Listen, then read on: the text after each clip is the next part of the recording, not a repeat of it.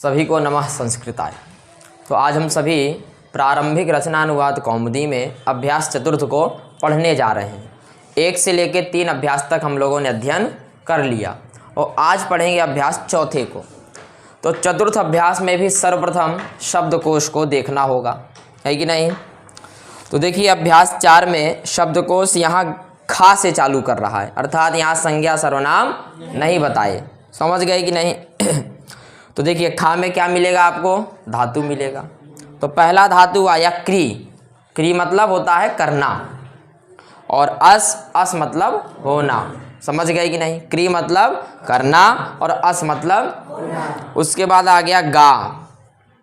इत्थम ऐसे, तथा वैसे, यथा जैसे, कथम क्यों कैसे, अपि भी, न नहीं, चा और, एव ही।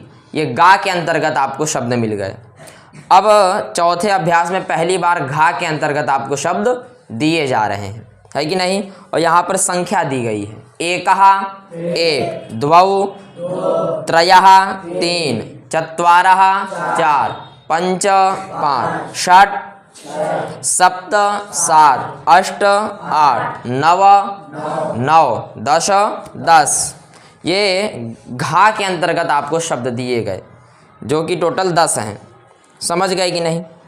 अब देखिए खा के अंतर्गत जो धातुएं दिए गए हैं उनके रूप थोड़े से अलग चलते हैं, उनको आप लोग बढ़िया से तैयार करना है। जिसमें से पहला धातु क्या आया चौथे अभ्यास में, क्री। क्री का होता है अर्थ करना। तो इसके जो है लट लकार में रूप कैसे बनेंगे, तो देखिए पुस्तक में दिया है, इसी तरह आप लोग इसको याद कर लीजिए। करोति कुरुतः कुर्वन्ति, करोषि कुरुथः कुरुथ, करोमि कुर्वः कुर्मः। ये क्री धातु के लट लकार में रूप बनते हैं। अब दूसरा धातु इसमें अस दिया गया है, तो अस के रूप भी थोड़े अलग से बनते हैं। अस्ति स्तः सन्ति, असि स्था स्था, अस्मि स्वः स्मः। समझ गए कि नहीं। ये अस धातु, इन दोनों धातुओं के रूप आपको तैयार होने चाहिए। समझ गए कि नहीं। अब देखिए इसके बाद में जो है आप लोग को बताया गया था कितनी विभक्तियां होती हैं, 8 विभक्तियां होती हैं। जिसमें से हम लोग किसको किसको पढ़ लिए, हम लोग कर्ता को पढ़ लिए कि नहीं। उसके बाद हम लोग कर्म को पढ़ लिए। 2 विभक्ति हम लोग पढ़ लिए, कौन कौन से, कर्ता और, है कि नहीं। अब अभ्यास चौथे में इन्हीं विभक्तियों को आप और सरलता से कैसे पकड़ पाएं, कैसे समझ पाएं, उसके बारे में तो कुछ चिन्ह बता रहे हैं। तो पहले आप देख लीजिए 8 विभक्तियां कौन कौन सी हैं। पहला कर्ता, दूसरी जो है द्वितीय विभक्ति किसको कहते हैं, कर्म को। करण तीसरा, चतुर्थी होती है संप्रदान में, पंचमी होती है अपादान में, षष्ठी होती है संबंध में, और सप्तमी होती है अधिकरण में। और ये जो आपका 8वां विभक्ति है संबोधन, इस संबोधन में भी आपको प्रथमा विभक्ति का ही प्रयोग करना होता है। अभी आएगा आगे सब क्रमशः, है कि नहीं। अब यहाँ देखिए इन कारकों के कुछ चिन्ह दे रहे हैं कि आप कर्ता को कैसे पहचाने, कर्म को कैसे पहचाने, करण संप्रदान अपादान अधिकरण संबंध, इन सबको किस तरह पहचाना जाए। तो कुछ चिन्ह दे दिए हैं। कर्ता, जहाँ ने आ जाए वो कौन होगा, कर्ता होगा। समझ गए कि नहीं। जैसे राम ने खाया, तो ने किसके साथ जुड़ा, राम के साथ, तो राम कौन हो जाएगा, कर्ता हो जाएगा। और जरूरी नहीं कि ने नहीं जुड़ा तो राम कर्ता नहीं होगा, एक आपको चिन्ह बता रहे हैं। समझ गए कि नहीं। राम खाता है तो भी राम करता है, राम ने खाया तो भी राम करता है, एक चिन्ह आपको बता दिए। और उसके बाद कर्म, जहाँ को आ जाए वही कौन होगा, कर्म। जैसे राम पुस्तक को पढ़ता है, समझे कि नहीं। तो पुस्तक का संबंध किसके साथ में, को के। भाई किसको पढ़ रहा है, पुस्तक, तो पुस्तक क्या हो गया, कर्म। तो एक कर्म का आपको थोड़ा सा चिन्ह बता दिए कि को का संबंध जिसके साथ में होगा उसको आप कर्म समझिएगा। समझ गए कि नहीं। इसी प्रकार आप आगे पढ़ेंगे करण मिलेगा, कौन मिलेगा, करण। तो करण का चिन्ह दे रहे हैं ने से द्वारा। करण का चिन्ह क्या है, ने से द्वारा। जिसके बाद में ने से द्वारा होगा समझ लेना वही कौन है, करण है। जैसे राम ने बाण से बाली को मारा, तो यहाँ से का संबंध किसके साथ है, बाण, तो बाण कौन हो गया, कर्ण हो गया। समझ गए कि नहीं। इसी प्रकार ने द्वारा इत्यादि। और उसके बाद आया संप्रदान। क्या आया? संप्रदान। संप्रदान के लिए बता रहे हैं चिन्ह इसका क्या है? के लिए। समझ गए कि नहीं? जैसे हमने कहा राम भोजन के लिए जाओ, समझ गए कि नहीं? तो भोजन यहाँ क्या हो जाएगा? संप्रदान हो जाएगा। क्या हो जाएगा? तो उसमें चतुर्थी विभक्ति होती है, करण में तृतीया विभक्ति होती है और कर्म में द्वितीया विभक्ति होती है। समझ गए? उसके बाद आया अपादान। अपादान में हमेशा पंचमी विभक्ति आपको लगानी है और अपादान का चिन्ह क्या है? से। जैसे वृक्ष से पत्ता गिरा, है कि नहीं? तो से जो है इसका संबंध किसके साथ में है? वृक्ष के साथ में है कि नहीं? तो वृक्ष क्या हो जाएगा? अपादान। उसी अपादान में आपको पंचमी विभक्ति लगानी है। अभी आगे क्रमशः सब नियम आएंगे। और उसके बाद आया संबंध। संबंध में हमेशा षष्ठी विभक्ति होती है। कौन सी विभक्ति? षष्ठी। और संबंध का चिन्ह है का, के, की। जैसे राम का पुत्र, है कि नहीं? क्या बोले? राम का पुत्र। तो का संबंध किसके साथ है? राम। तो राम कौन हो गया? संबंध हो गया। हो गया कि नहीं? और इसी संबंध में क्या विभक्ति लगा देनी है? षष्ठी लगा देनी है। समझ गए कि नहीं? कोई समस्या? ये आपको कुछ कुछ चिन्ह बता रहे हैं। इसी प्रकार अधिकरण का चिन्ह बताए में और पर। में पर का चिन्ह किसका है? ये अधिकरण का है। जैसे राम बेड पर सोता है, तो यहाँ पर का संबंध किसके साथ है? बेड के साथ। तो बेड कौन हो गया? अधिकरण हो गया। और उसी अधिकरण में आपको सप्तमी विभक्ति लगानी है। समझ गए कि नहीं? और जैसे आसन में, जैसे तिल में तेल है, क्या उदाहरण है? तिल में तेल है, तो में का संबंध किसके साथ है? तिल। तो तिल कौन हुआ? अधिकरण। और उसी अधिकरण में सप्तमी विभक्ति आपको लगानी है। बात समझ गए कि नहीं? एक आपको चिन्ह बता रहे हैं, बाकी नियम आपको आगे क्रमशः मिलेगा। और संबोधन का चिन्ह बता रहे हैं हे, अये, भोः। संबोधन का क्या चिन्ह है? हे, अये, भोः। जैसे आप संबोधन के जब रूप देखते हो तो बोलते हो हे राम, हे रामौ, हे रामाः। ऐसे ही अये राम, अये रामौ, अये रामाः, भो राम, भो रामौ, भो रामा। ऐसे आप प्रयोग कर सकते हो। जहाँ लगा होगा हे, अये, भोः, समझ लेना ये संबोधन का रूप है। बात समझ गए कि नहीं? तो यही चिन्ह आपको ये जो है बता दिया आपको। ये आप लोग जो है इसको बढ़िया से रट लीजिए। कर्ता ने कर्म को करने से द्वारा संप्रदान के लिए, अपादान से संबंध का के की, अधिकरण में पर संबोधन हे, अये, भोः। आप इसको इस तरह याद रखिए, तो इससे थोड़ी सी आपको सरलता मिलेगी। समझ गए कि नहीं? तो ये एक बात हो गई। और दूसरा यहाँ नियम आया, नियम नंबर 6। कौन सा नियम आया? नियम नंबर 6 आया, जो कि आपको बताएगा कि चा का प्रयोग कहाँ करना है। समझ गए कि नहीं? तो देखिए इस नियम को समझ लीजिए। जैसे हमने एक उदाहरण लिया, राम और श्याम ले लिया। समझे कि नहीं? क्या ले लिया? राम और श्याम। तो ये और किसके पहले है? श्याम के पहले है कि नहीं? और चा का मतलब क्या होता है? अभी आप पढ़े चौथे अभ्यास में, चा मतलब और होता है कि नहीं? तो नियम नंबर 6 वही बता रहा है इस चा का प्रयोग कहाँ करना है। तो जैसे अपने सामने वाक्य आया राम और श्याम, तो और जिस शब्द के पहले है उसी शब्द के बाद में आपको चा का प्रयोग कर देना है। तो श्याम के पहले और है, तो संस्कृत में श्याम के बाद में क्या रख देना है? चा। जैसे रामः, श्यामः, आगे क्या रख देना है? आगे चा लगा देना है। उसी को समझा रहे हैं, कह रहे हैं संस्कृत में चा का प्रयोग एक शब्द के बाद कीजिए। एक शब्द अर्थात ये एक शब्द हुआ कि नहीं भाई? जिस एक शब्द के पहले और है उसी एक शब्द के बाद में आपको चा का प्रयोग कर देना है। बात समझ गए? तो वही बोले, अर्थात हिंदी में जहाँ और लगता है संस्कृत में चा एक शब्द के बाद में लगेगा। बात समझे कि नहीं? अब क्या बोले? हिंदी में जहाँ और लगता है, और लगा कि नहीं, वहाँ एक शब्द के बाद में उसी शब्द के बाद में क्या रख देना है? चा। तो वही नियम आपको ये बता रहे हैं। बात समझ गए कि नहीं? जैसे एक उदाहरण और पुस्तक में जो दिया है, क्या दिया है? फल और फूल दिया है कि नहीं? तो ये और किसके पहले है? फूल के पहले। और संस्कृत में चा फिर कहाँ लगेगा? फूल के बाद में। तो ये बन जाएगा फलम पुष्पम चा। अर्थात जिस शब्द के पहले और है उसी शब्द के बाद में आपको चा लगा देना है। बात समझ गए कि नहीं? कोई समस्या? तो ये आपका चौथा अभ्यास पूरा हो गया। चौथा अभ्यास क्या हो गया? इसमें और कोई विशेष नियम नहीं है। इसमें आप शब्दकोश को तैयार करिए, क्री धातु के रूप तैयार रखिए, अस धातु के रूप तैयार रखिए और नियम बढ़िया से तैयार रखिए और जो है कारक बढ़िया से तैयार रखिए। और इतने आपके तैयार हो गए तो आपका चौथा अभ्यास पूरा हो गया। तो एक चीज़ समझ लीजिए, अभी हम लोगों ने त्वम युवाम युवम के साथ कौन सा पुरुष लगा रहे थे? मध्यम पुरुष लगा रहे थे कि नहीं? अहम आवाम वयम के साथ उत्तम पुरुष है कि नहीं?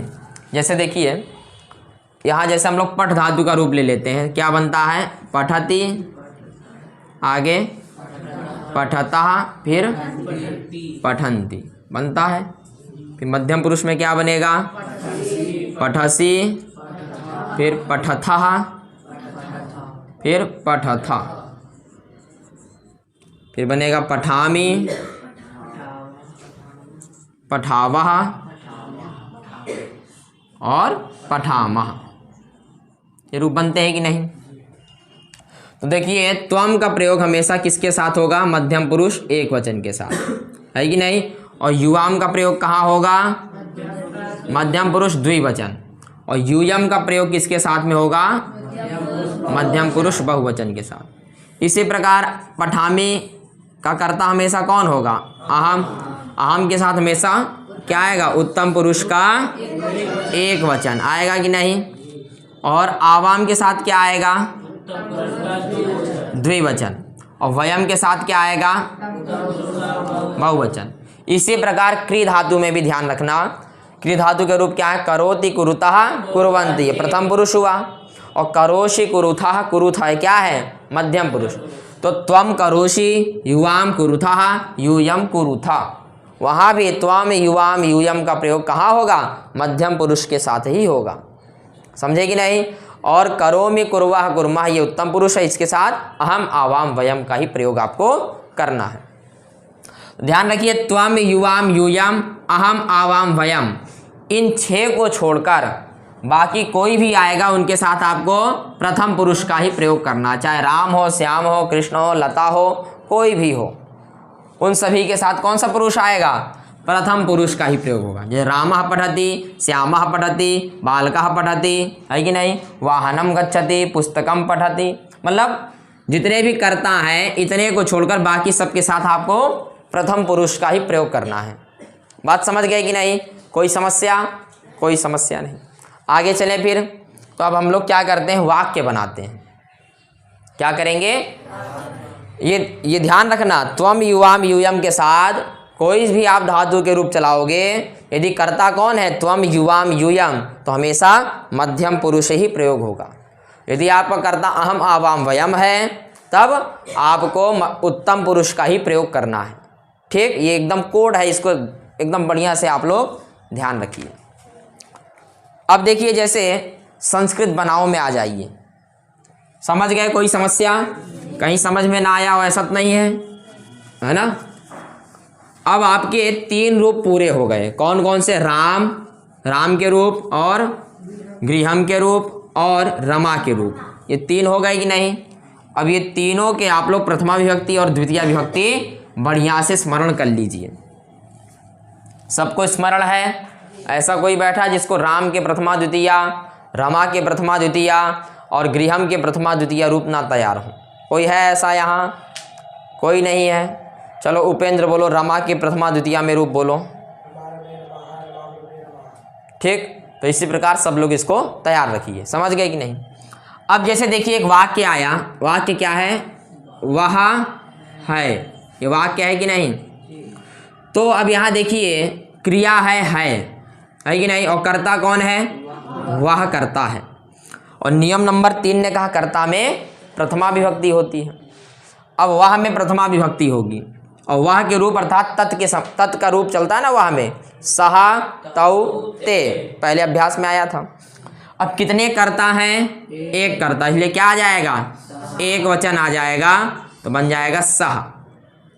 और है के लिए अभी आप लोगों ने अस धातु के रूप तैयार किए कि नहीं? अस्ति स्तः सन्ति। अब ये कर्ता जो है प्रथमा व्यक्ति एक वचन का है, तो क्रिया भी प्रथम पुरुष एक वचन ही आएगी। तो है के लिए कौन सा धातु अभी आपने पढ़ा? अस धातु पढ़ा कि नहीं? तो अस का प्रथम पुरुष एक वचन में क्या बनेगा? अस्ति बनेगा। अभी जस्ट आप लोगों ने इसको पढ़ा, क्या बन जाएगा? सह अस्ति, ये आपका वाक्य बन जाएगा। कोई समस्या इसको बनाने में? जैसे अगला वाक्य है, वे दोनों कहाँ हैं? वे दोनों कहाँ हैं? ठीक है, अब इनको आप लोग बनाइए, है कि नहीं? आ जाओ छोटू, बनाओ इस वाक्य को। क्या वाक्य है? वे दोनों कहाँ हैं? चलो बताओ क्या बनेगा? तौ कुत्र स्तः। क्या बन जाएगा? तौ, क्योंकि यहाँ कर्ता कौन है? वे दोनों कर्ता है, तो दो कर्ता है, इसलिए प्रथमा विभक्ति का द्विवचन आ जाएगा। क्या आ जाएगा? द्विवचन। तो सह तौ प्रथमा विभक्ति का द्विवचन आ गया। अब कहाँ ये अव्यय पद है कि नहीं? तो कहाँ की संस्कृत क्या होगी? कुत्र होगी कि नहीं? तौ कुत्र। अब यहाँ देखिए, है क्रिया है, क्रिया किसके अनुसार होती है? कर्ता के अनुसार होती है कि नहीं? अब यहाँ कितने कर्ता हैं? दो कर्ता है कि नहीं? तो क्रिया भी किसमें हो जाएगी? प्रथम पुरुष द्विवचन में। और है के लिए अभी आपने कौन सा धातु पढ़ा? अस पढ़ा कि नहीं? तो अस का प्रथम पुरुष द्विवचन में क्या बन जाएगा? अभी आप लोगों ने याद किया, अस्ति स्तः। क्या बन जाएगा? तौ कुत्र स्तः बन जाएगा कि नहीं? कोई समस्या? कोई समस्या नहीं, बैठिए। अगला वाक्य आ जाओ छोटू। अगला वाक्य है, सब बालक यहाँ हैं। क्या बनेगी इसकी संस्कृत? ते बालकाः अत्र सन्ति बन जाएगा कि नहीं? सब बालक यहाँ हैं, तो ते बालकाः है कि नहीं? देखिए यहाँ ते नहीं लगाना है, यहाँ तो भाई वे सब तो नहीं कह रहा है। ते मतलब क्या होता है? वे सब। यहाँ सब बालक कह रहा है कि नहीं? तो कितने बालक हुए? तो बन जाएगा बालकाः। क्या बनेगा? बालकाः अत्र सन्ति। बालकाः बहुवचन में है, इसलिए क्रिया अस धातु की बहुवचन में, अस्ति स्तः सन्ति हो जाएगा। समझ गए कि नहीं? तो क्या वाक्य बनेगा? बालकाः अत्र सन्ति। आओ छोटू, गोस्वामी आ जाइए। अगला वाक्य है, तू कहाँ है? जल्दी आइए, थोड़ा स्पीड में आना है। तुमको पता नहीं आगे आओ। तू कहाँ है, इसकी संस्कृत क्या होगी? पता नहीं। तुमको ये वाक्य नहीं पता? तू कहाँ है? चलो तुम आ जाओ। तू कहाँ है, इसकी संस्कृत क्या होगी? त्वं कुत्र असि? त्वं कुत्र असि? त्वं कुत्र असि। अरे भाई, त्वं मतलब तू, कितनी बार बताया? अभी यहाँ भी लिखे थे सब, है कि नहीं? अब यहाँ देखिए, त्वं का प्रयोग हुआ है, इसलिए अस धातु में कौन सा पुरुष आ गया? मध्यम पुरुष। और कौन सा वचन आएगा? एक वचन। क्यों? क्योंकि कर्ता एक वचन का है, तो क्रिया भी क्या होगी? एक वचन। तो बन जाएगा त्वं कुत्र असि। बन जाएगा कि नहीं? चलिए अगला वाक्य है, तुम दोनों यहाँ हो। आ जाओ। उपेंद्र, इसके पीछे तैयार रहना है ना, ये गए तो उसके पहले पहुँच जाना। अगला वाक्य है, तुम दोनों यहाँ हो। त्वं युवाम अत्र स्थ। बन जाएगा युवाम अत्र स्थः। बैठिए, बात समझे कि नहीं? युवाम द्विवचन का है, इसलिए क्रिया भी मध्यम पुरुष द्विवचन आई। क्यों? क्योंकि युवाम के साथ हमेशा मध्यम पुरुष द्विवचन का ही प्रयोग होता है। तो बन जाएगा युवाम अत्र स्थः। ठीक है, अगला वाक्य है, तुम सब कहाँ हो? युवाम कुत्र स्तः।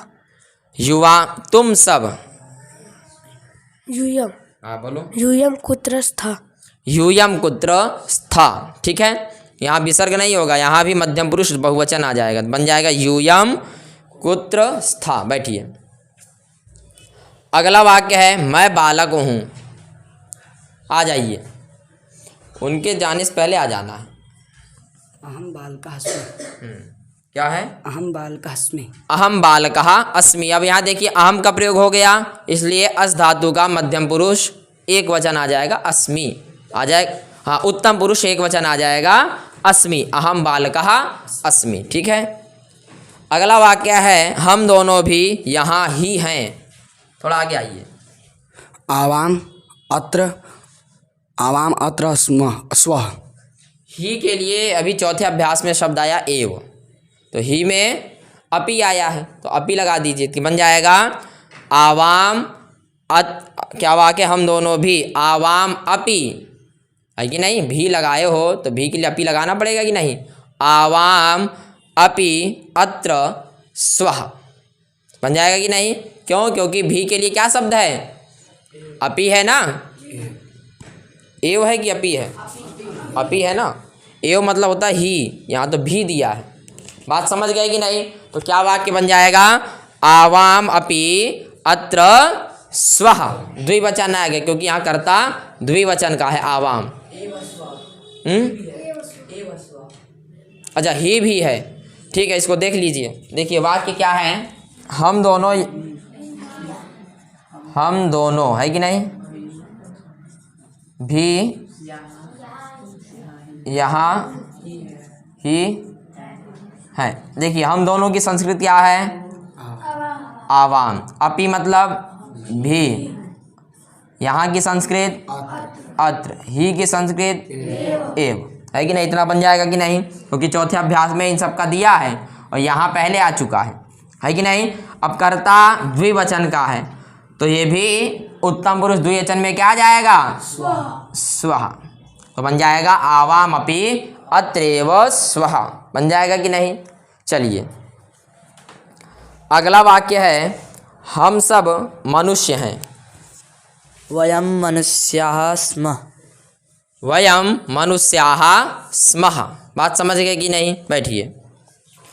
अगला वाक्य है वह क्या करता है। सः किं करोति। बन जाएगा सा किम करोति। अगला वाक्य है वे सब भोजन करते हैं। ते भोजना कुर्वन्ति। ते भोजना कुर्वन्ति। ते भोजनः कुर्वन्ति बोल रहे हैं। अरे भाई भोजन कर्म है ना, तो कर्म में कौन सी व्यक्ति होती है? द्वितीया। तो भोजन की द्वितीया क्या बनेगी? ते भोजनौ कुर्वन्ति। अभी तुम्हारा तैयार नहीं, तुम परिश्रम नहीं कर रहे हो। अभी यहाँ खड़े हो जाओ, तुम बनाओ इस वाक्य को। वे सब भोजन करते हैं। वे सब भोजन करते हैं। ते भोजनं कुर्वन्ति। बन जाएगा ते भोजनम कुर्वन्ति, क्योंकि भोजन यहाँ क्या है? कर्म। अगला वाक्य है तू क्या करता है, तो क्या बन जाएगा? त्वम किम करोषि। अब क्री धातु आ गया। त्वम का प्रयोग है इसलिए क्री धातु का मध्यम पुरुष एक वचन आया करोषि। त्वम किम करोषि। अगला वाक्य है तुम सब क्या करते हो, तो क्या बन जाएगा? यू बोलिए सब। कुरुथा। क्या बन जाएगा? यूयम किम। मैं भोजन करता हूँ। अहम भोजनम करोमि। या अहम है करने अर्थ में क्री धातु है इसलिए जो है उत्तम पुरुष एक वचन आ गया। हम राज्य करते हैं तो क्या बनेगा? वयम राज्यम कुर्मः। कुर्मः है कि नहीं। फिर है ईश्वर एक ही है तो क्या बन जाएगा? ईश्वरः एकः एव अस्ति। अस धातु है अर्थ में अस धातु। दो बालक सूंघते हैं तो सूंघने अर्थ में कौन सा धातु आया था? घ्रा। घ्रा आया था कि नहीं। और घ्रा को जिग्र हो जाता तो क्या बनेगा? बालकौ जिघ्रतः। अब एक चीज़ ध्यान रखिए, यहाँ दो आ गया तो अभी दो के रूप हम लोग तैयार किए नहीं है कि नहीं। तो अभी दो को छोड़ दीजिए तो क्या बन जाएगा? बालकौ जिघ्रतः बन जाएगा। फिर है तीन आदमी खाना खाते हैं तो तीन आदमी है तो मनुष्याः भोजनम कुर्वन्ति। क्या बन जाएगा? मनुष्याः भोजनम। चार बालक आ रहे हैं। तीन आदमी खाना खाते हैं तो खादन्ति कर दीजिए। ठीक है। चार बालक आ रहे हैं तो बालकाः आगच्छन्ति। पांच पुस्तकें और पांच फूल यहाँ हैं। चलिए आओ दिव्यांशु बनाओ इस वाक्य को। पांच पुस्तकें और पांच फूल यहाँ हैं, क्या बनेगा? पुस्तकानि आगे। पुस्तकानि पुष्पाणि च अत्र अस्ति सन्ति। संति। समझ गए कि नहीं? क्या बन जाएगा? पुस्तकानि पुष्पाणि च अत्र संति। और आ गया कि नहीं? अभी हम लोग और वाला नियम पढ़े कि नहीं? तो और जो है कहाँ लगेगा? 5 के बाद में, है कि नहीं? फूल के बाद में। कहाँ लगेगा? फूल के बाद में, क्योंकि फूल के पहले क्या है? और शब्द। तो वाक्य बन जाएगा पुस्तकानि पुष्पाणि च अत्र सन्ति। समझ गए कि नहीं? चलिए, बालिकाएं इस प्रकार पढ़ रही हैं, तो क्या बन जाएगा? बालिकाएं इस प्रकार पढ़ रही हैं। आओ छोटू, अमरनाथ, बनाओ इस वाक्य को। इसका नहीं है। इत्थम, इत्थम आया है ना? ऐसे इस बात बराबर है। बालिकाः इत्थम पठन्ति, ठीक है? बन जाएगा कि नहीं? चलिए, 7 बालक भी यहीं पढ़ते हैं, तो क्या बन जाएगा? बालकाः अत्र एव पठन्ति, ठीक है? भी आए तो अपि लगा दीजिए, बन जाएगा बालकाः अपि यहीं, तो अत्र एव, है कि नहीं? अथवा ऐसी बनाइए, बालकाः अपि अत्र एव पठन्ति, ठीक है? आगे है 8 पाठशालाएं यहाँ हैं, तो क्या बन जाएगा? संति, ठीक है? 9 फूल वहाँ हैं, तो पुष्पाणि तत्र संति। 10 आदमी गांव जा रहे हैं, बन जाएगा मनुष्याः ग्रामं गच्छन्ति। अब देखिए, यहाँ संख्या दी गई है, और ये चौथे अभ्यास में संख्या आई कि नहीं? अब हमको कुछ वाक्य संख्या के साथ में बनाना है। जैसे अभी लास्ट वाक्य है 10 आदमी गांव को जा रहे हैं, तो 10 मनुष्याः, अब हर जगह संख्या जोड़ते जाइए। 10 मनुष्याः ग्रामं गच्छन्ति। 9 फूल वहाँ हैं, तो 9 पुष्पाणि तत्र सन्ति, है कि नहीं? 8 पाठशालाएं यहाँ हैं, तो 8 को क्या बोलते हैं? अष्ट, तो 8 पाठशालाः अत्र, ठीक है? 7 बालक भी यहीं पढ़ते हैं, तो 7 को क्या बोलते हैं? सप्त कहते हैं, तो बन जाएगा सप्त बालकाः अत्र एव पठन्ति, बन जाएगा कि नहीं? फिर है 6 बालिकाएं इस प्रकार पढ़ रही हैं, तो 6 को क्या बोलते हैं? षट्, तो षट् बालिकाः इत्थम पठन्ति, बन जाएगा कि नहीं? 5 पुस्तकें और 5 फूल यहाँ हैं, तो 5 पुस्तकानि 5 पुष्पाणि च अत्र, संख्या भी अब आपको जोड़ देना है, ठीक है? 4 बालक आ रहे हैं, तो 4 बालकाः आगच्छन्ति। अभी आप संख्या तैयार किए कि नहीं? तो संख्या के साथ में आपको बोल देना है। 3 आदमी खाना खाते हैं, तो 3 की संस्कृत क्या है? त्रयः, तो त्रयः मनुष्याः भोजनम खादन्ति, ठीक है? 2 बालक सूंघते हैं, तो द्वौ बालकौ जिघ्रतः, है कि नहीं? 2 को संस्कृत में क्या कहते हैं? द्वौ। बाकी सारी स्थिति वही है, बस संख्या आपको ऐसे जोड़ते चले जाना, बन जाएगा द्वौ बालकौ जिघ्रतः। ईश्वर एक ही है, तो एक की संस्कृत एकः है, ईश्वरः एकः एव अस्ति, बन जाएगा कि नहीं? तो इस प्रकार से आपके संख्या में भी वाक्य बन जाएंगे, ठीक है? अब कुछ अशुद्ध वाक्य हैं, उनको शुद्ध करना है। तौ अस्ति, तो क्या बन जाएगा? तौ स्तः, है कि नहीं? त्वम अस्ति, तो त्वम असि। तौ कुर्वन्ति, तौ कुरुतः, है कि नहीं? अहम करोषि, अहम करोमि। 4 बालकाः आगच्छति, तो क्या बन जाएगा? आगच्छन्ति हो जाएगा।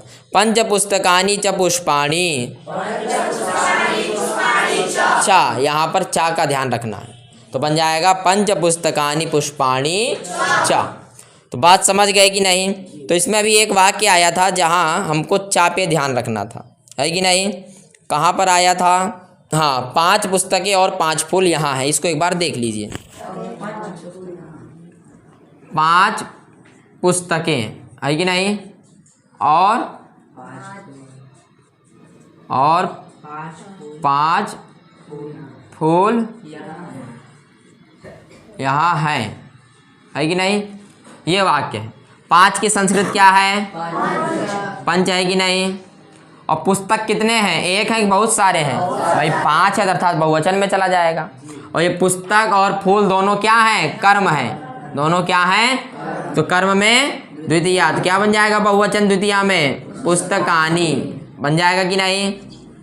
और यहाँ देखिए और जो है 5 फूल के पहले है, तो अब संस्कृत में क्या होगा, 5 फूल के बाद में और का प्रयोग हो जाएगा। 5 की संस्कृत पंच, फूल की संस्कृत पुष्पाणि है कि नहीं। अब इसके बाद में और का अर्थात चा का प्रयोग हो जाएगा। चा यहाँ की संस्कृत अत्र, है की संस्कृत संति क्यों आया, क्योंकि बहुत सारे हैं, समझे कि नहीं, क्योंकि ये बहुत सारे हैं, समझ गए कि नहीं। तो क्या वाक्य बन जाएगा, पंच पुस्तकानि पंच पुष्पाणि च अत्र संति बन जाएगा कि नहीं।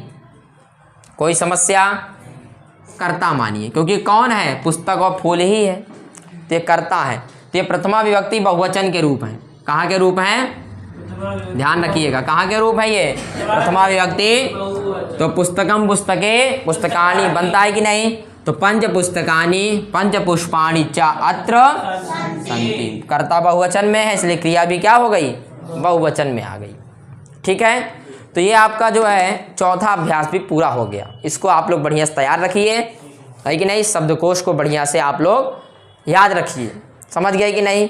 तो बस आज इतना ही रखते हैं, तब तक के लिए सभी को नमः संस्कृता।